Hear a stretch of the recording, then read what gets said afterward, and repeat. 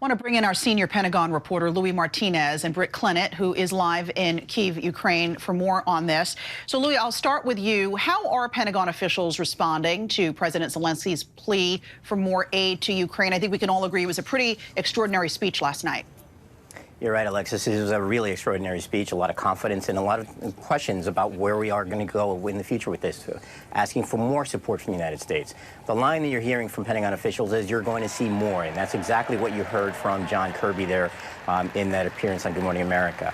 The United States will provide what Ukraine needs on the battlefield now so that it could eventually lead to push back Russia even further, something towards, let's say, peace deals in the future. But they need to get that edge, that leverage moving forward, and I think that's what you're going to see. You're going to see more weapons provided to the Ukrainians that can provide that. But it's twofold. There's what they need on the battlefield right now. You heard Zelensky say last night he needed more artillery. He'd be comfortable with more Patriots. But at the same time, what the United States is looking to see is downrange. How much further is this conflict going to go? And then you have to have those discussions of, well, what are some of the weapons that they might need for an extended conflict? And that's where the discussion about tanks, where the discussion about fighter aircraft comes in. No decisions have been made on that, but it's obvious that somewhere down the road, those discussions are going to have to become very real.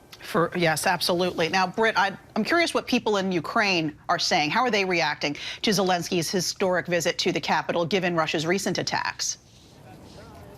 Well, look, Ukrainians are very grateful, and seeing President Zelensky side by side President Biden at the White House, this was a huge morale boost again here, you know. It also sent a message of defiance. But, you know, also there's worry here that interest and support for the war is waning. So this was kind of a vote of confidence, if you like, that the U.S. still very much cares about Ukraine and that the military aid is continuing to come from the stateside. But Russia is already sending out strongly worded warnings of further escalation, calling Zelensky's visit a kind of Hollywood-style trip and blaming the U.S. for so-called unleashing the Ukrainian conflict in 2014. And while Biden maintains that the Patriots are only defense systems, not equaling to a notion of escalation, Russia is flipping the narrative, blaming the other side of jeopardizing the idea of peace talks. So you can see where you have this kind of juxtaposition and this kind of war of words, which just seems to escalate as this war goes on. Louis, we've been talking about the U.S. announcing this week that it's providing that Patriot missile battery to Ukraine. What exactly is it? And I'm also wondering if last night, did you sort of read between the lines and hear that Zelensky was perhaps asking for troop help, for U.S. troops to help in this fight? And do you think that's something the U.S. would entertain? Well, let's start with the troops. Zelensky was very clear that if the United States provides the training and the equipment, the Ukrainians will do the fighting. He was very clear on that, and he got a standing ovation about that from the House of Representatives and the senators who were in attendance last night.